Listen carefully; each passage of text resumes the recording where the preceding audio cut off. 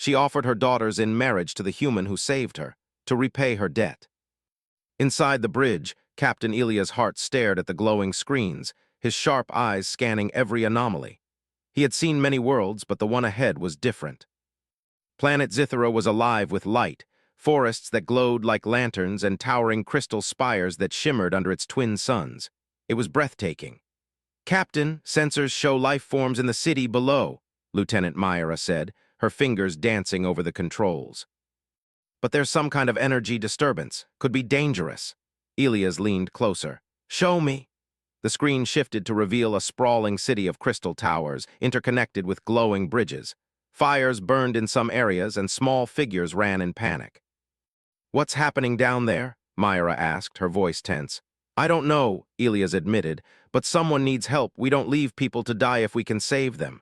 He turned to the communications officer. "Send a distress signal to the city. Tell them we are coming to assist." The alien city responded with silence. No messages came back. The disturbance on the sensors grew stronger. Then a voice, calm but urgent, spoke in a language neither Elias nor his crew understood. The translator tried, but it came through broken and fragmented. "Help, trapped, life debt." Elias' jaw tightened. "That's enough. Prepare the shuttle. I'm going down there myself." The shuttle hummed as it detached from the aurora, descending toward the glowing city. Elias could see more clearly now. The streets were chaotic, filled with creatures unlike anything he had seen. Tall, slender beings with skin that shimmered like crystal moved quickly, some helping others, some fleeing in fear. Fires spread across the crystal structures, smoke twisting into the night sky. And then he saw her, Lady Seraphine. She was trapped under a fallen bridge, her glowing robe smeared with dirt and ash. One of her arms was pinned beneath a heavy crystal beam. Despite her pain, she raised her head, her eyes meeting Elia's. In that moment, something unspoken passed between them, a connection fragile but urgent. Elias didn't hesitate. "Myra, suit me up. I'm going in now." The shuttle landed roughly near the bridge, kicking up glowing dust. Elias jumped out, his boots crunching on the crystal rubble. Around him, the city burned and distant cries echoed off the spires. He ran toward Seraphine, dodging fallen debris and small fires. When he reached her, he knelt beside her. "Don't worry, I'm here. We'll get you out." Seraphine's voice was faint. You came for me?" "Yes," Elias said firmly. "I don't leave anyone behind." He placed his hands beneath the crystal beam. It was heavy, heavier than he expected. Sweat beaded on his forehead as he lifted with all his strength, feeling his muscles strain. Seraphine groaned in pain but tried to help him by pushing with her free arm. Slowly, painfully, the beam shifted, and finally she was free. Elias didn't let go. He dragged her toward the shuttle, carefully navigating the burning streets. "We're almost there. Stay with me." She coughed, her glowing skin smudged with ash. "I owe you my life." Elias paused for a moment, the weight of her words settled in. In human culture, a debt of life was symbolic, but here it seemed different, serious, vital. He nodded. "You don't owe me anything," he said. "Just survive, that's enough." But Seraphine shook her head. "No, our customs are different. A life saved must be repaid." Elias didn't fully understand, but he didn't have time to argue. He lifted her into the shuttle, careful not to jostle her injured arm. Myra, waiting at the controls, guided the shuttle away from the burning city. As they ascended, Elias glanced down at Zithera. The city looked like a jewel set on fire. Fires burned, but the light of the crystals still shone through. Amid the chaos, there was beauty. Seraphine lay back, exhausted. Her glowing eyes watched him with a strange mix of gratitude and worry. "You risked your life for me," she said quietly. "I cannot forget this." "You do the same for someone else," Elias replied. "It's what humans do." Her lips curved slightly in a faint smile. "Perhaps humans are different, stronger than we imagined." The shuttle rose above the atmosphere, leaving the burning city behind. Elias guided them toward the aurora, but even as the engines hummed and the stars stretched into lines of light, he couldn't shake the feeling that this was only the beginning. "Captain," Myra said softly, "she keeps looking at you like she expects something." Elias sighed. "I know, I can feel it too, but whatever it is, we'll figure it out. She's alive now, that's what matters." Seraphine, still weak, turned her gaze to the stars outside. "I will repay you," she whispered, "even if it takes my whole life." Elias looked at her and gave a reassuring nod. "We'll see. For now, rest. You've earned it." The shuttle docked with the aurora and medical teams rushed Seraphine inside. Elias followed, making sure she was in safe hands. Watching the alien healer's work, he felt a strange sense of responsibility. This world, its people, its culture, they were unlike anything he had faced. And he had a feeling that saving Lady Seraphine was not just a single act of bravery, it was the start of something far bigger. That night, as the Aurora orbited Zithra, Elias stood on the observation deck. He watched the twin suns dip below the horizon, casting the planet in shades of purple and gold. Somewhere below, the city burned, but it would survive. He hoped the people would survive, and he hoped that, somehow, he had done the right thing. Suddenly, the translator on his wrist beeped. A message had come through. It was short and formal, a language unlike any human tongue, but the translation was clear. "Your life debt is recognized. You have saved Lady Seraphine. Honor will follow." Elias frowned. The words hung in the air. Honor, debt. He didn't like the sound of it, but he couldn't deny the weight behind them. Somewhere on this glowing planet, customs older than humanity itself were at work, and he, a human, had just entered into them. He turned away from the viewport, rubbing his temple. He had faced many dangers, but something about this planet felt different. There was a sense of expectation, of rules unspoken but binding. And somehow he knew that Lady Seraphine, the woman he had saved, would play a larger role in his journey than he could yet imagine. Myra stepped up beside him, her expression curious. "Captain, what do we do now?" Elias shook his head. "We wait, we watch, and we learn. Whatever comes next, we handle it together." As the stars stretched into lines of light outside the observation deck, Elias felt the weight of responsibility settle on his shoulders. Saving a life was one thing. Navigating an alien culture that demanded repayment was another. And somehow, deep down, he knew that this life debt, strange, foreign, and heavy, was only the beginning of an adventure that would challenge everything he knew about honor, bravery, and humanity itself. He turned back to the viewport. Below, Zithra pulsed with light, alive and dangerous. Somewhere, Lady Seraphine rested, her life saved by a human, and somewhere the threads of fate were already weaving a bond that neither of them fully understood. Elias didn't know the future. But he knew this, he would face it as a human. And somehow that might just be enough.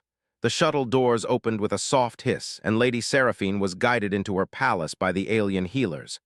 Her injuries were being treated, and though her body ached, her mind was restless. She kept thinking about the human who had risked everything to save her, Captain Elias Hart. He had acted without hesitation, without asking for reward, but in her culture, nothing went unpaid. A life debt was a sacred obligation, binding and eternal. By the time she was able to walk again, Seraphine had made her decision. She would honor her world's traditions, even if it meant challenging everything she knew about humans. Elias had stayed aboard the Aurora as it orbited the planet, observing Zithra from above. He had expected Seraphine to rest for days, yet now she was moving about her palace in graceful strides, her robes glowing faintly with the remnants of healing energy. When he entered the grand hall, she was waiting, flanked by two young women. "These are my daughters," she said softly. "Amara and Lyra." Elias bowed politely. "It is an honor to meet you." The daughters studied him carefully. Amara, the older of the two, had eyes that shimmered like the crystal towers of their city. Lyra, younger and more restless, seemed to analyze everything in quick, sharp movements.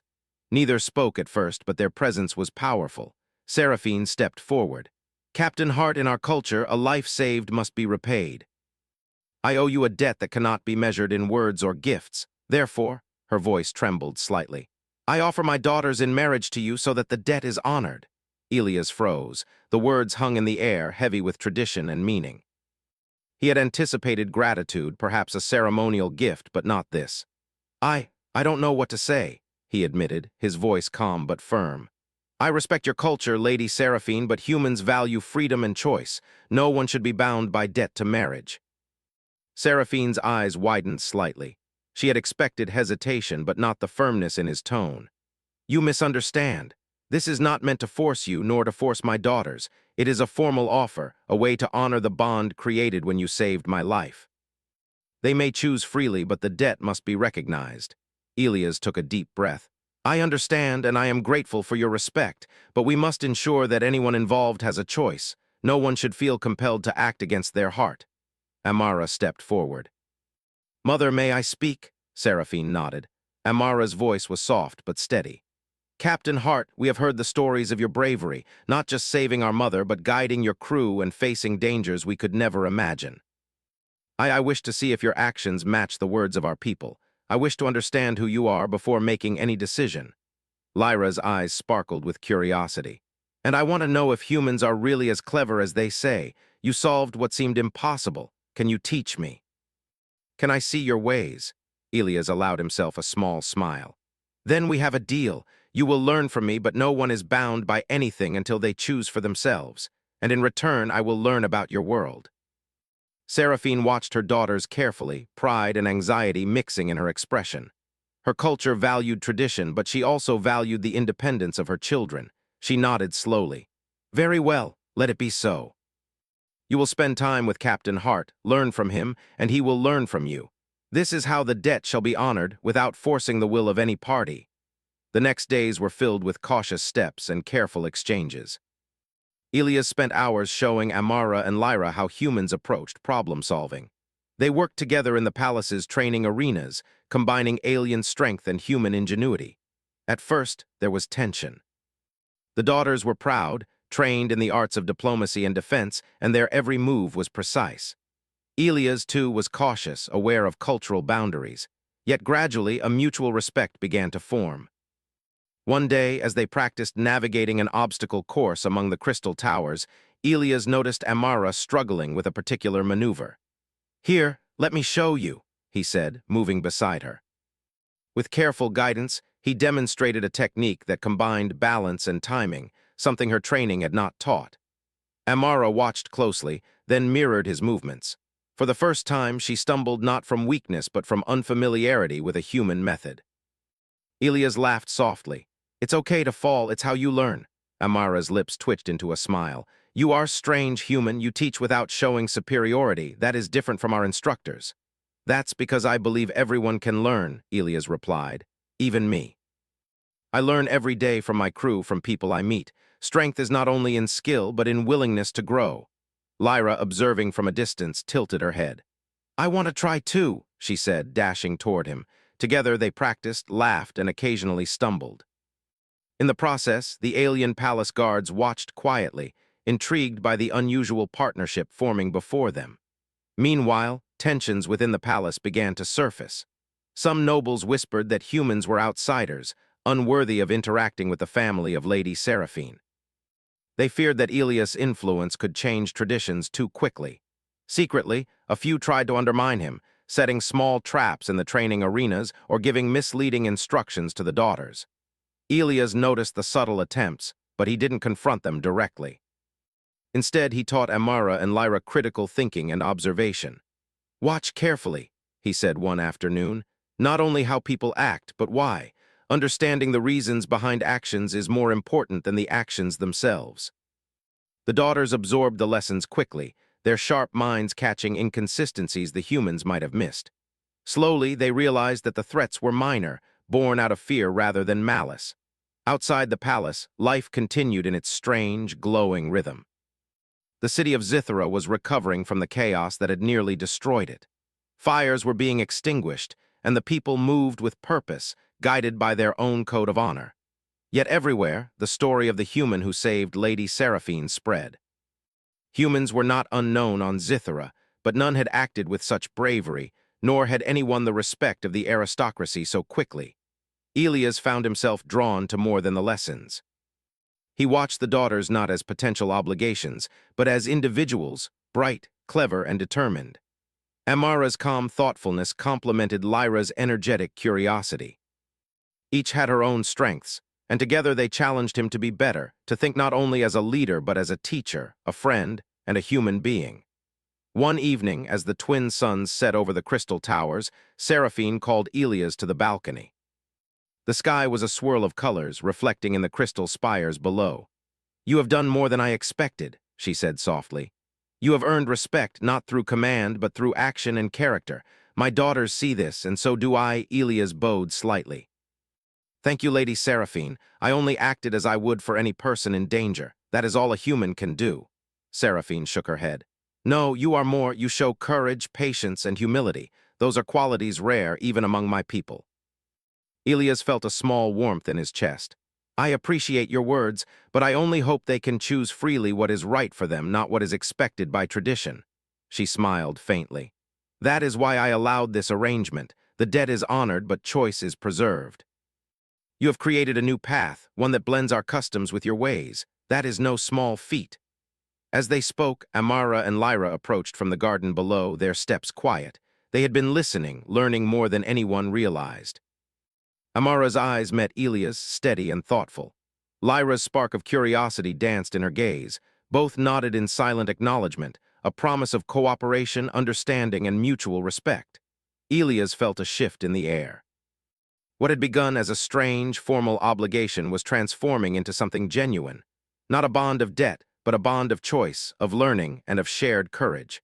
The night deepened, and the city below glowed softly. Crystals reflected the stars above, and for the first time since his arrival, Elias felt that he belonged, not fully to Zithra, but as a human capable of bridging worlds. The journey ahead was uncertain. Tradition and honor would continue to influence decisions. Palace politics could prove dangerous. And yet, Elias knew that with patience, understanding, and the shared strength of humans and aliens alike, they could face whatever came next. He turned back to the balcony railing, looking out at the glowing horizon. Somewhere below, Lady Seraphine's people moved, rebuilding and watching. Somewhere nearby, Amara and Lyra were learning, challenging him, growing in ways neither he nor they could fully anticipate. And somewhere in his heart, Elias realized that saving a life had led him to an entirely new kind of adventure, one where courage, choice, and understanding would matter more than any battle fought in the stars. For the first time in his long career as a starship captain, Elias understood that heroism was not only in fighting but in teaching, in listening, and in allowing others to grow beside you. And in that understanding, he found a quiet satisfaction, the knowledge that his actions had created ripples that could shape lives, cultures, and perhaps even the future itself. He had saved a life. And now he would navigate the delicate, fascinating world of honor, family, and choice, with all the challenges and rewards it promised. The morning sun touched the crystal towers of Zithra with a soft golden light, making the entire city shimmer like a living jewel. Captain Elia's heart walked through the palace gardens, his boots crunching on paths of crushed crystal. Amara and Lyra followed him, moving carefully but with an eager curiosity. Today was not about formal lessons, it was about understanding. Humans learn in different ways, Elias said, glancing at the sisters. We explore, experiment, and sometimes fail. Failure is part of growth, not shame. Amara nodded slowly, her hands folded in front of her. Your ways are strange, yet interesting. We often train to avoid mistakes at all costs, but perhaps learning from errors has merit. Lyra's eyes sparkled. I want to see this in action. Show me something humans do that might surprise us. Elias smiled. Very well, follow me. He led them to the palace's engineering hall, a vast room filled with machines, glowing panels, and floating drones.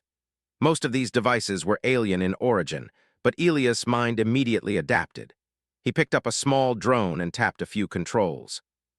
It hovered erratically, then stabilized. Humans often solve problems by trying different methods until something works, he explained. Sometimes the first attempt fails, but each failure teaches you something new. Lyra laughed as the drone zipped past her. That is clever. We often follow strict instructions, but you improvise. Amara watched, thoughtful. Improvisation requires courage as well as skill. It is admirable. Elias nodded. Courage, creativity, and respect for the unknown, that is how humans face challenges. As the day progressed, the sisters followed Elias through exercises that combined alien agility training with human logic puzzles. They climbed crystal towers, balanced across narrow beams, and solved mechanical challenges that required both thought and quick action. Slowly, the initial hesitation in their eyes transformed into admiration. They were not only learning from Elias, they were beginning to trust him, yet all was not peaceful. Within the palace, whispers of concern stirred.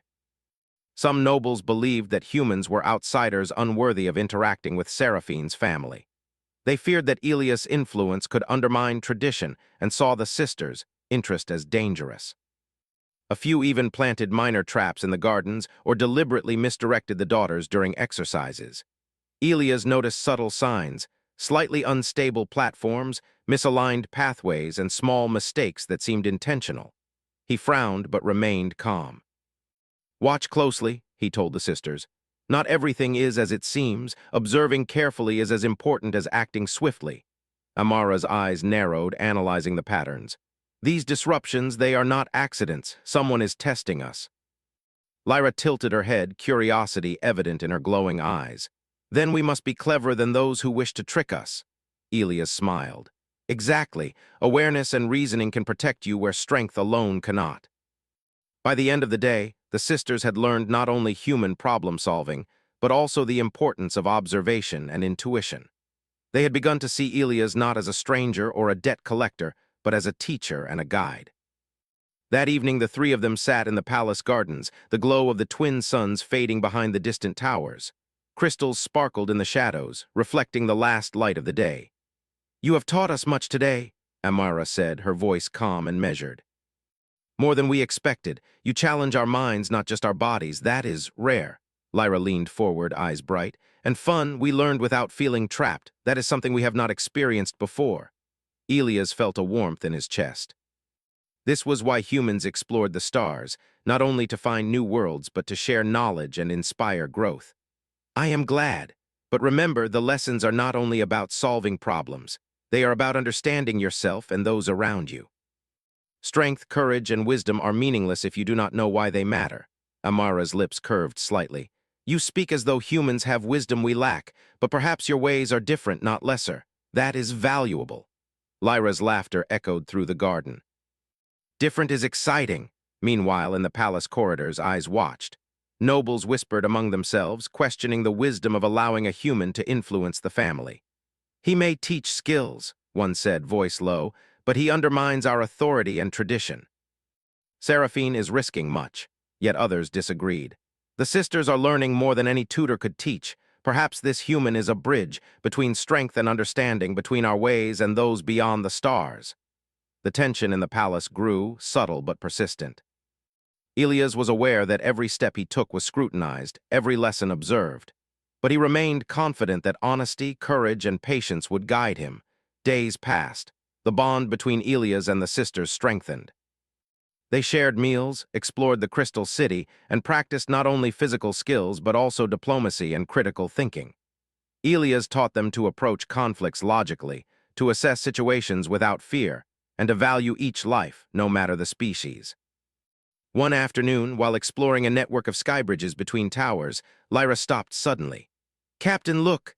Below, a small group of palace guards moved in a pattern that seemed deliberate, blocking certain paths while leaving others open.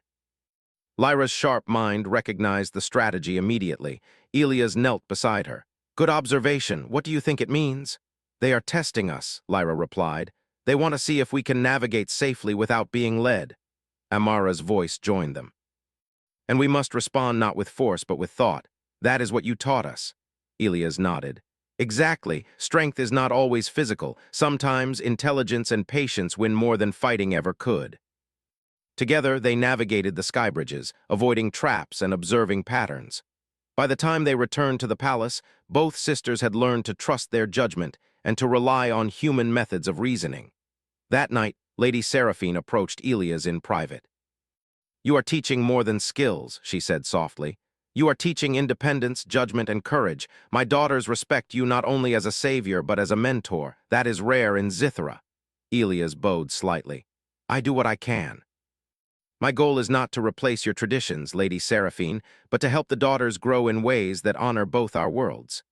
She studied him, her eyes glowing faintly in the soft light.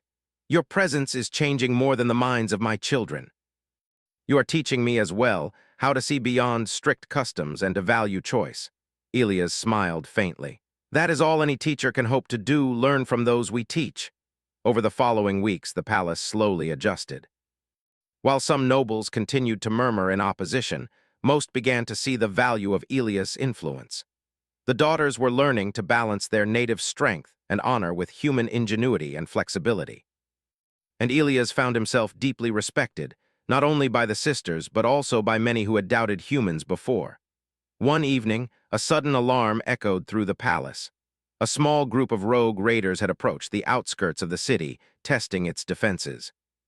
The palace guards were competent, but the raiders were clever, using unpredictable strategies.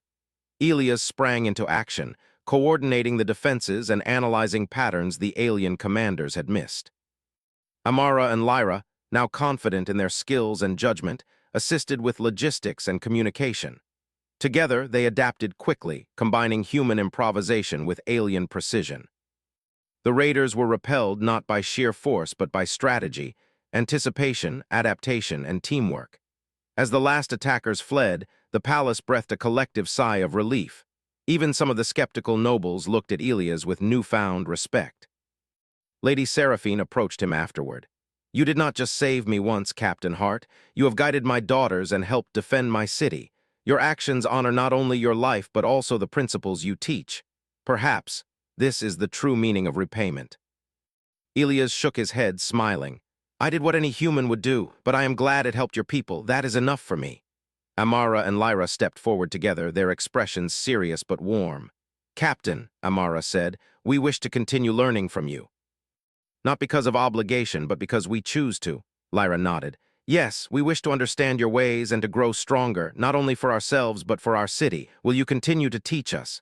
Elias looked at them and felt a quiet pride. "Yes, I will. Together we will face challenges, learn from mistakes, and become stronger. Not as a debt, but as allies, friends, and equals." The palace, once filled with tension and suspicion, now glimmered with promise. Humans and Zitherans were learning from each other, building bonds that went beyond culture, tradition, or obligation. And for the first time, Elias felt that saving a life had become the start of something far greater, a partnership that could change not only the daughters' futures, but perhaps the fate of Zithero itself. As night fell, the twin moons reflected off the crystal towers, painting the city in shades of silver and blue. Elias stood with Amara and Lyra, gazing at the horizon. He knew that challenges lay ahead, palace politics, cultural expectations, and unknown dangers beyond the city. But he also knew that humans with courage, creativity, and respect could rise to meet any test. The bond of trust had been formed. The lessons had begun. And somewhere in the heart of the Crystal City, humanity's light was shining bright. The twin sons of Zithera rose together, casting long shadows across the crystal towers of the city. The air was calm, deceptively peaceful, as though the planet itself was holding its breath. Captain Elias Hart had hoped for a quiet day of lessons and exploration, but alarms shattered that hope. "Captain, intruders detected near the northern perimeter." Lieutenant Myra's voice was tense over the comms. Elias dashed to the observation deck of the palace. Through the glowing panes, he saw small ships descending rapidly, sleek and jagged in design. Rogue raiders, more dangerous than the scouts they had encountered before. They moved with precision, using the terrain and crystal spires for cover.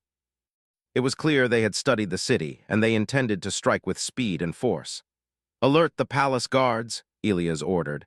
"Amara, Lyra, stay close to me. We're going to need every advantage we can find." The sisters nodded, their earlier lessons now merging with the adrenaline of real danger. Amara's calm focus and Lyra's quick reflexes made them natural allies in the chaos to come.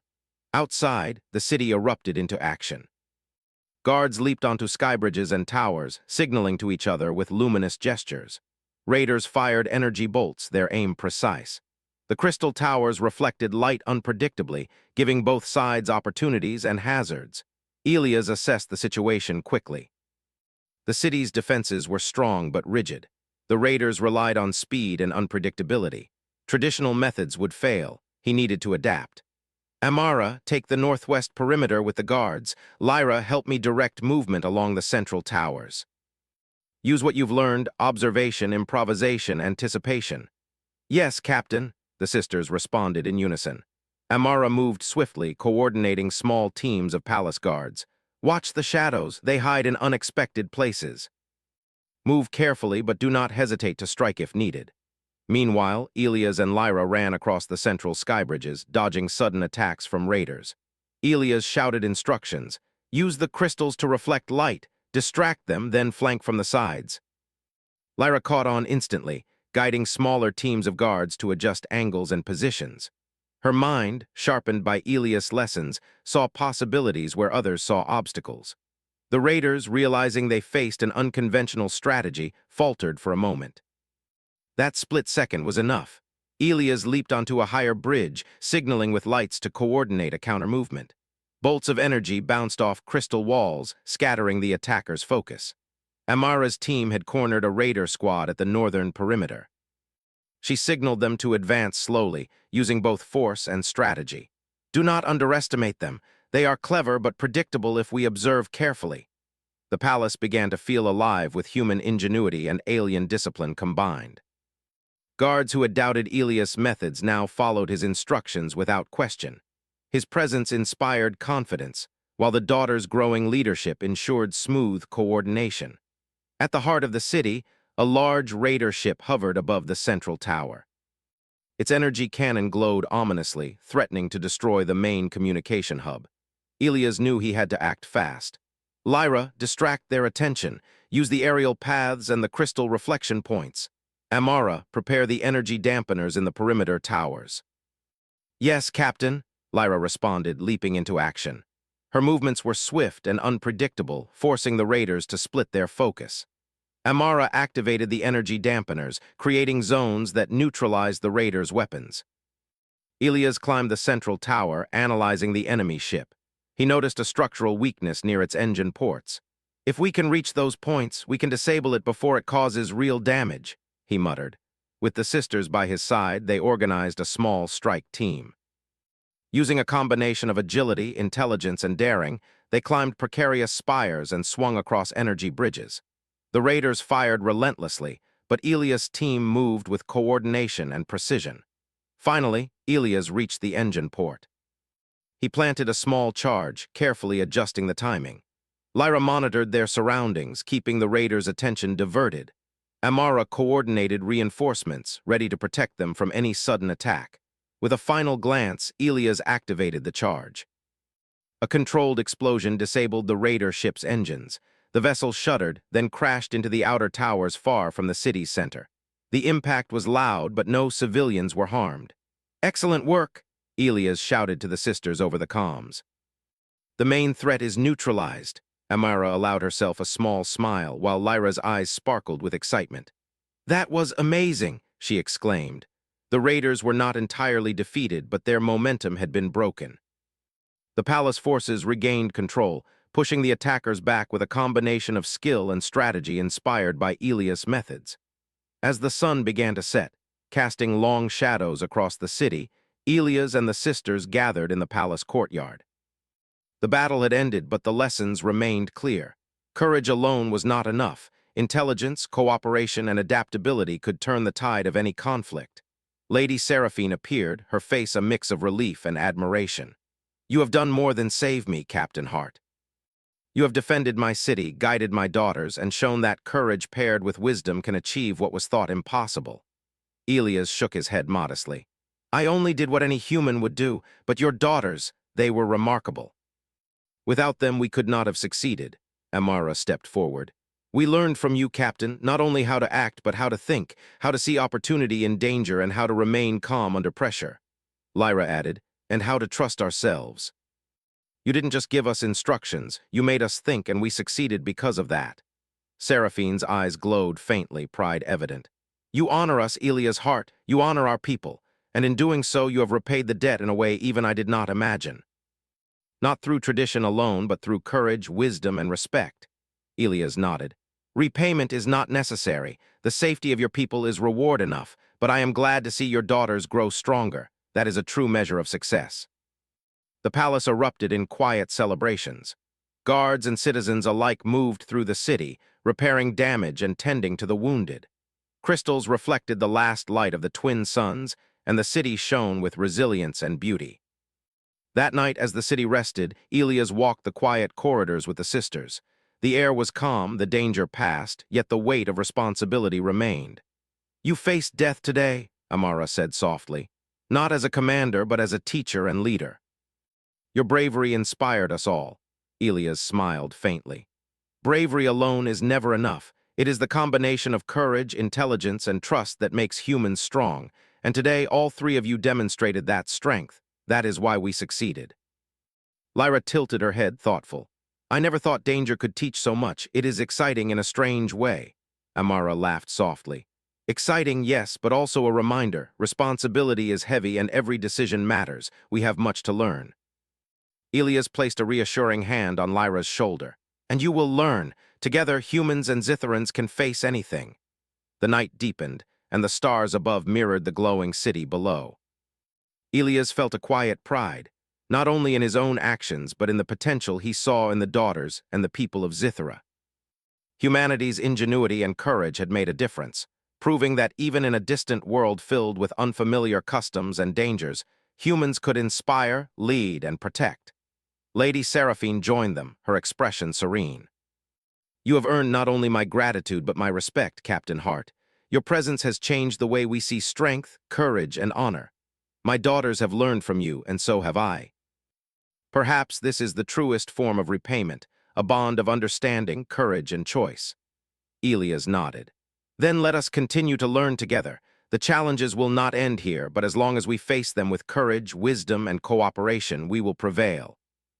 The sisters smiled, and for the first time the future seemed bright, not dictated by tradition or obligation, but by respect, choice, and the shared strength of humans and Zitherans alike. As the night settled over the crystal city, Elias gazed at the horizon. The twin moons reflected in the spires, and the city sparkled with life. The battle had tested them all, yet it had also forged bonds that could endure far longer than any conflict. In that quiet moment, Captain Elias Hart understood something profound. Humanity's strength was not only in skill or courage, but in the ability to inspire, to teach, and to stand beside others in the face of danger. Today, humans had not just survived, they had thrived, shaping the destiny of an alien world through character, ingenuity, and heart.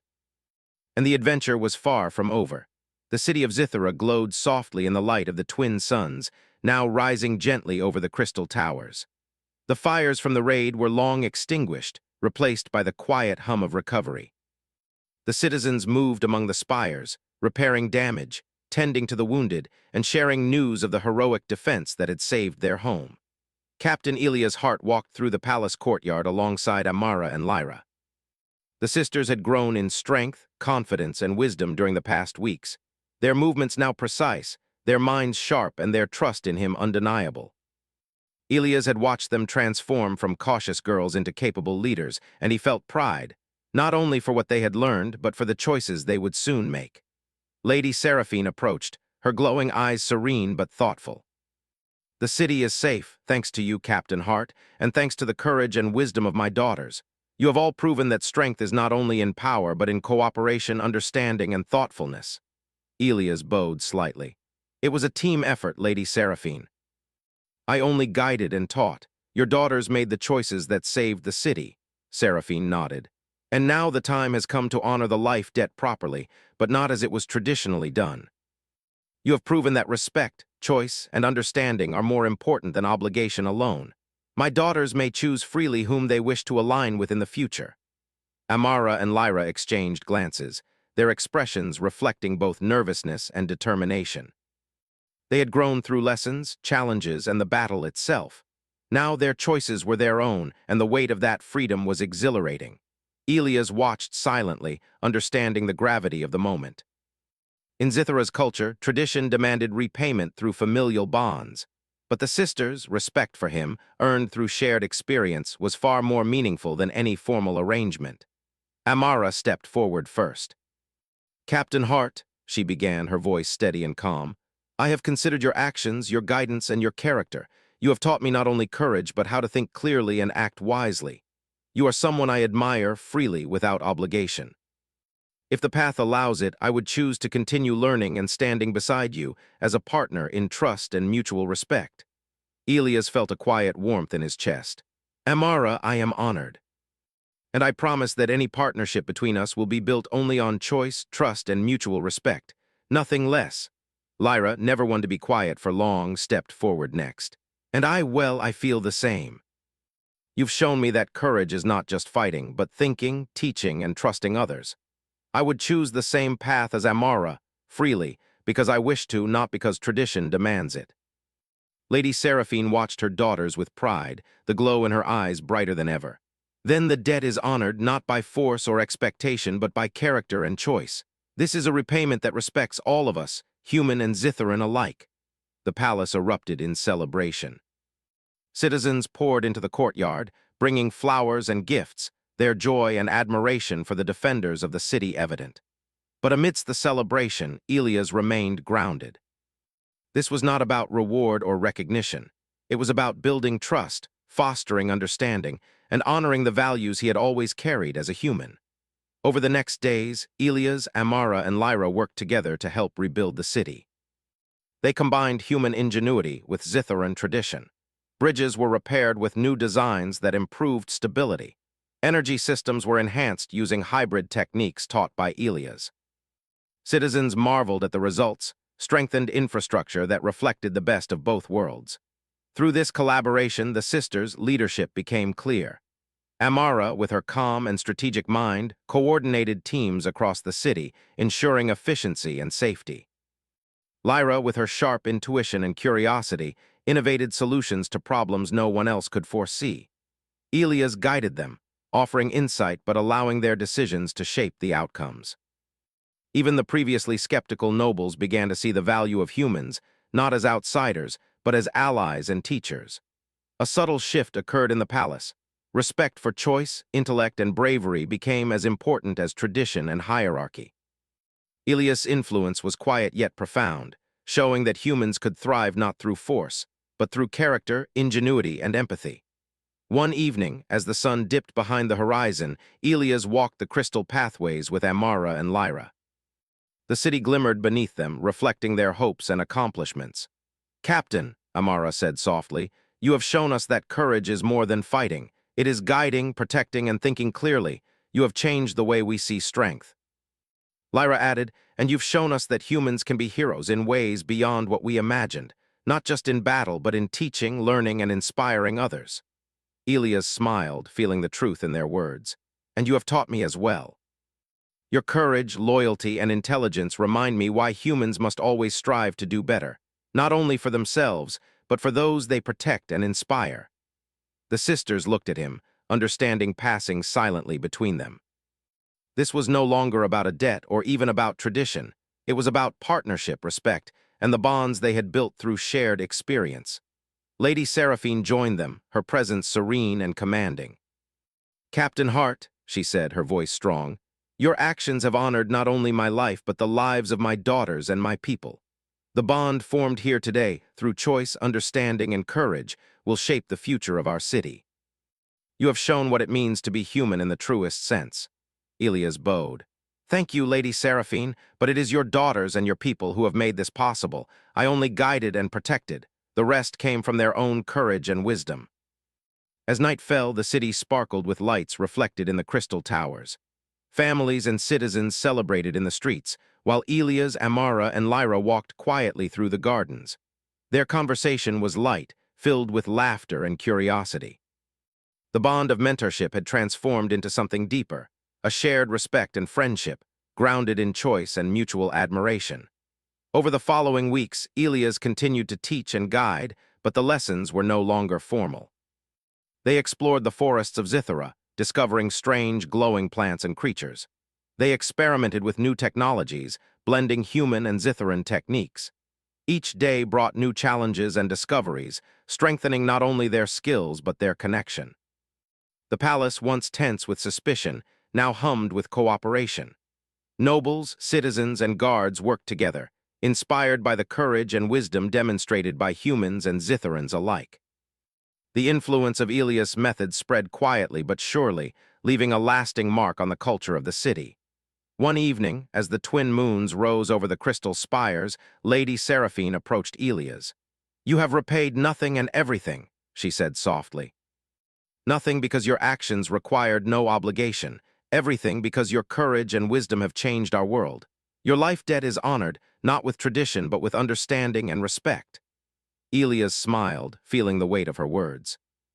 "That is all I could hope for. I never sought repayment, but I am honored that you see my actions in this way."